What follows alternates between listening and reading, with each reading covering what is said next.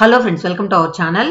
So అప్పుడు చార్ధామ్ వెళ్ళాం కదా. సో దానిలో కొన్ని వీడియోస్ మిగిలిపోయాయి. సో మనం హరిద్వార్లో చండీదేవి టెంపుల్, మానసాదేవి టెంపుల్ చూసాం. ఆల్రెడీ చండీదేవి టెంపుల్ లోడ్ చేశాను. ఇప్పుడు మనం మానసాదేవి టెంపుల్ దగ్గరికి వెళ్తూ ఉన్నాం. వెళ్ళే దారిలో ఒక ఆర్టిఫిషియల్గా ఒక టెంపుల్ని సెట్ చేశారనమాట. దాన్ని చూసిన తర్వాత అక్కడికి వెళ్ళిపోదాం. దానికంటే ముందు కాళికా అమ్మ గుడి, లేకపోతే ఏదో అమ్మ గుడి అన్నమాట. ఇది కాళికా అమ్మ అని అనుకుంటున్నాను.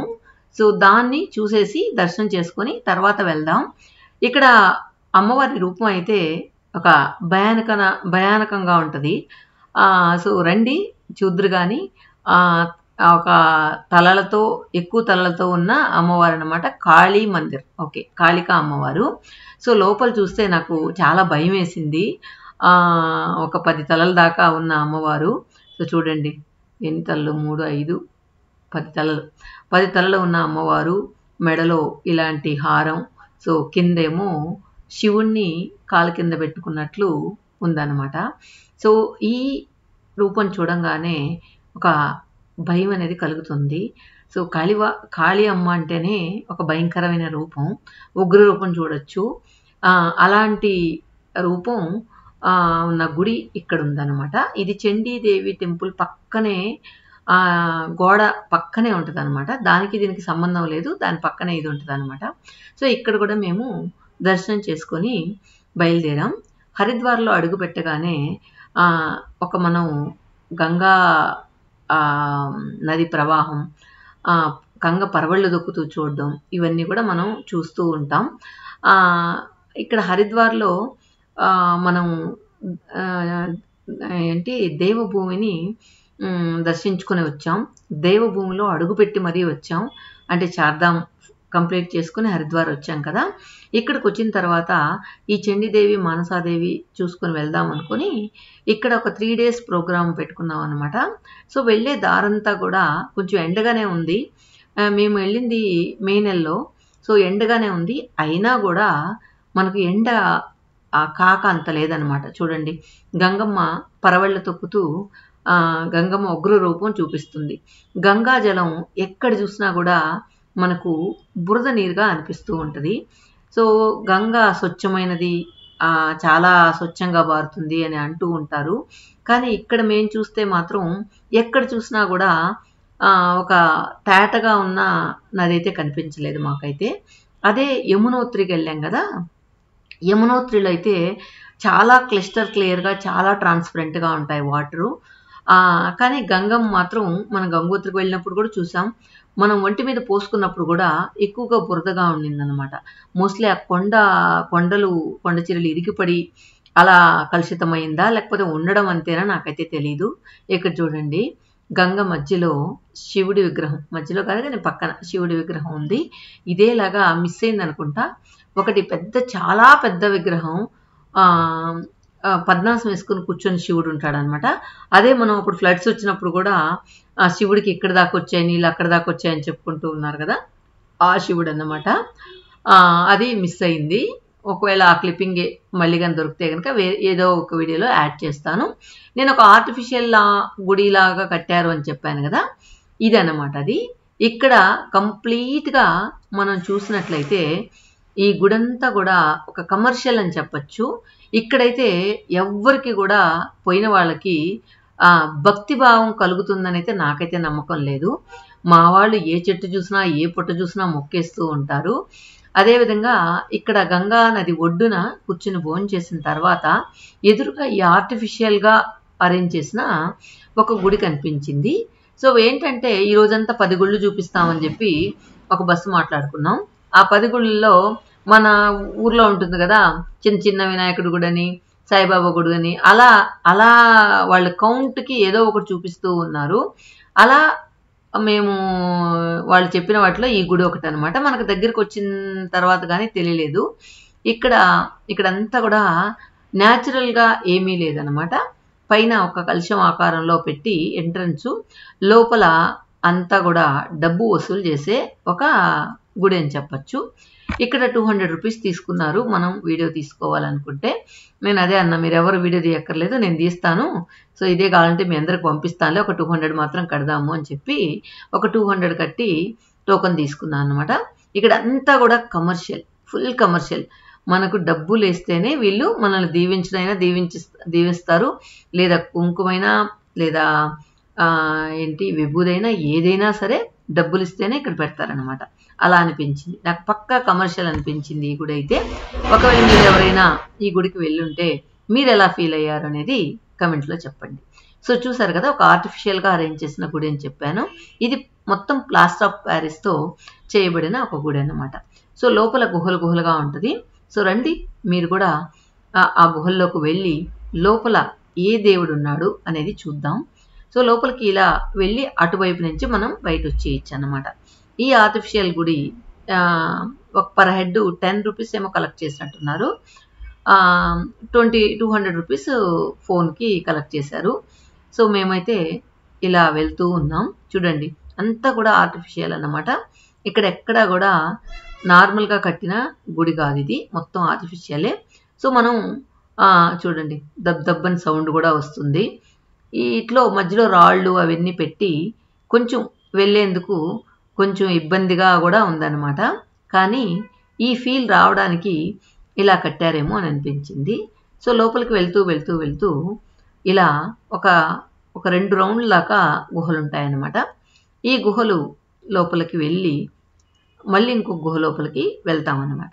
ఇలా వెళ్ళిన తర్వాత లోపల మనకు ఏ స్వామి దర్శనం ఇస్తాడో చూద్దాం. చూసేందుకు చాలా వంగి వెళ్ళాలేమో అనిపించేలా ఉంటుంది. మొత్తం ఇలా లోపల కూడా గ్రిల్ గేట్స్ అవన్నీ కూడా పెట్టేసి ఉన్నారనమాట. సో మనం ఇక్కడ లోపల వెళ్ళిన తర్వాత మోస్ట్లీ నాకు ఇక్కడైతే శివుడు ఉంటాడేమో అని అనిపించింది. శివుడి టెంపుల్ ఏమో ఇలా ఆర్టిఫిషియల్గా కట్టారేమో అని. అదేవిధంగా మనం గుజరాత్ వెళ్ళినప్పుడు అక్కడ ఇలాంటి ఆర్టిఫిషియల్ గుడే వైష్ణవిదేవి గుడి చూసాం. సో అలాగే నేను ఇది శివుడి గుడేమో అని అనుకున్నాను. కానీ లోపలికి వెళ్ళాక శివుడు మాత్రం కనిపించలేదు.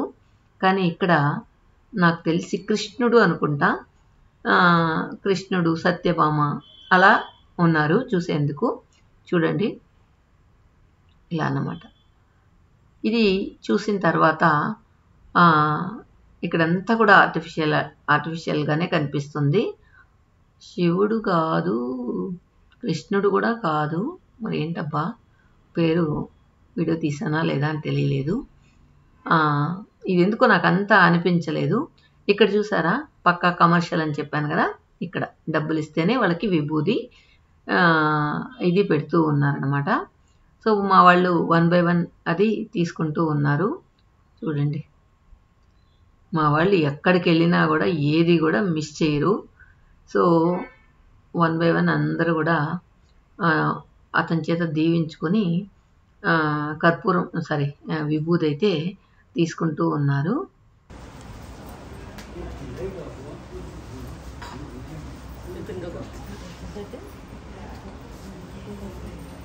ఈ పక్క వచ్చేక ఓ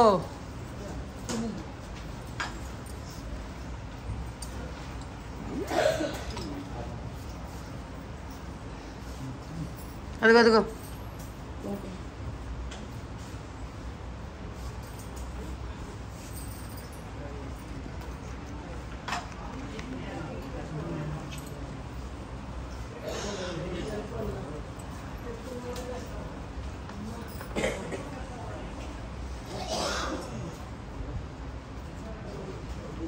దండపాణి అంటారు.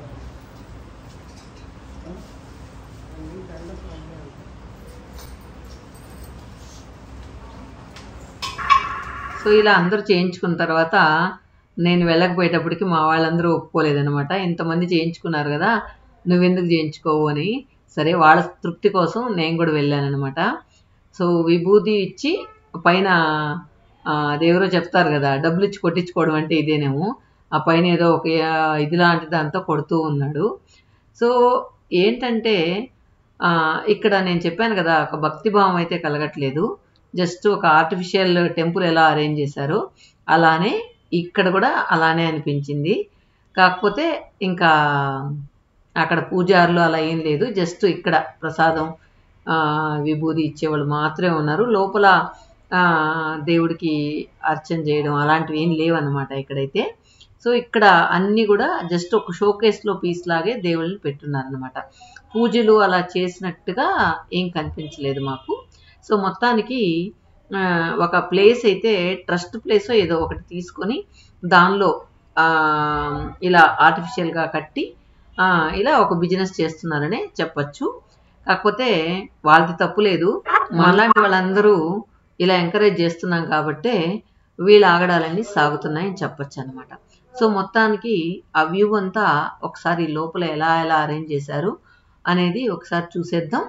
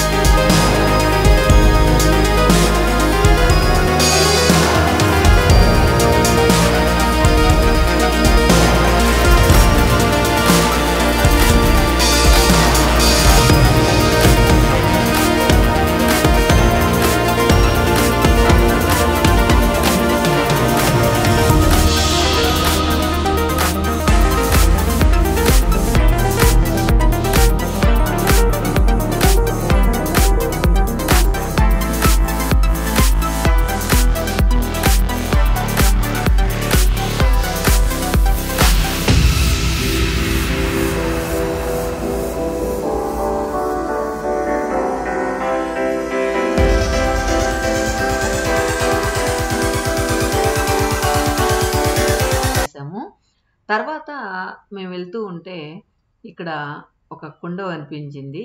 జ్యూస్లు ఇలా అమ్ముతున్నారనమాట. చాలా బాగా అనిపించింది నాకు. చాలా పెద్ద కుండ, చిన్న మూత అనమాట. తర్వాత ఎంత దూరం వెళ్ళినా కూడా గంగా నది మనతోటే వస్తూ ఉన్నట్లుంది. ఇక్కడ చూడండి కార్ పార్కింగ్లు అంతస్తులు అంతస్తులుగా మన అపార్ట్మెంట్ ఎలా కడతామో అలా ఆ కార్ పార్కింగ్ మాత్రం 3-4 అంతస్తులు కట్టేస్తున్నారన్నమాట ఇక్కడ. సో గంగా నది మనం వెళ్తూ ఉంటే ప్రవహిస్తూ పరవళ్ళు దొక్కుతూ ప్రవహిస్తూ ఉంటుంది.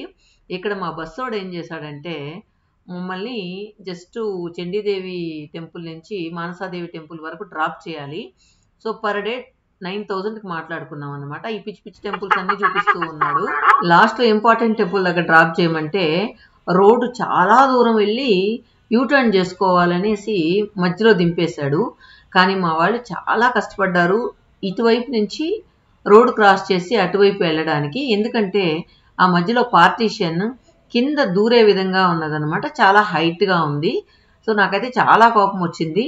సో ఇలా నా రోడ్లో వదిలేస్తే ఎట్లా వెళ్ళాలని చెప్పేసి అందువల్ల నేను చెప్పాను, పేమెంట్ అయితే 50% ఇచ్చాను, కొరవ పేమెంట్ ఇవ్వను అని చెప్పాను అనమాట. వాళ్ళు రాలేదని. అయినా ఆ డ్రైవర్ ఏమీ లెక్క చేయలేదు. కానీ మేము లాస్ట్లో మమ్మల్ని డ్రాప్ చేయడానికి వచ్చిన ట్రావెల్స్ వాళ్ళు అయితే చాలా బాగా ట్రీట్ చేశారనమాట. సో ఎవరికైనా మీరు హరిద్వార్కి వెళ్ళి చార్ధామ్ అలా వెళ్ళాలనుకుంటే నాకు కమెంట్లో పెట్టండి, నేను వాళ్ళ నెంబర్ ఇస్తాను. వాళ్ళైతే నిజంగా చాలా మేము అసలు మిస్ అయ్యామే, వాళ్ళకి ఎందుకు ఇవ్వలేదా అని అనుకున్నాము. కానీ ఏదైనా మనం అనుభవం పడిన తర్వాతే కదా మనకు తెలుస్తుంది. పాపం చూడండి ఎంతెంత కష్టపడ్డారో.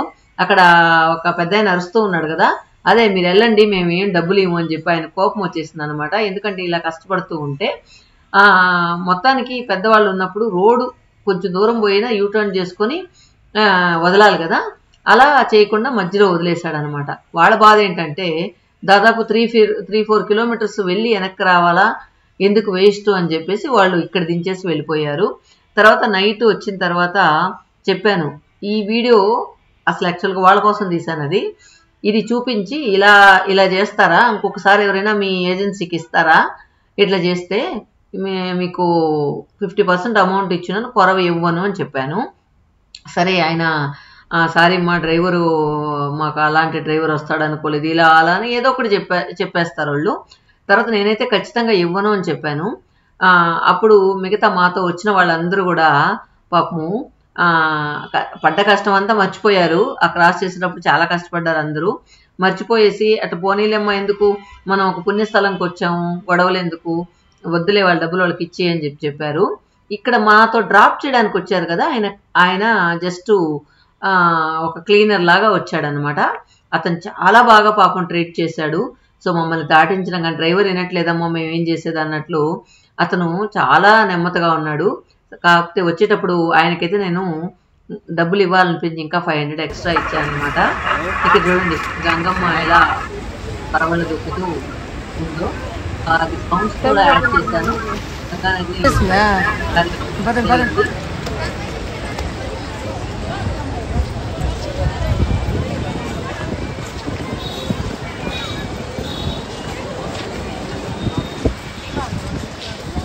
తడిచిపోయి ఉండవు మునిగకూడదు పనిలో పని అమ్మాక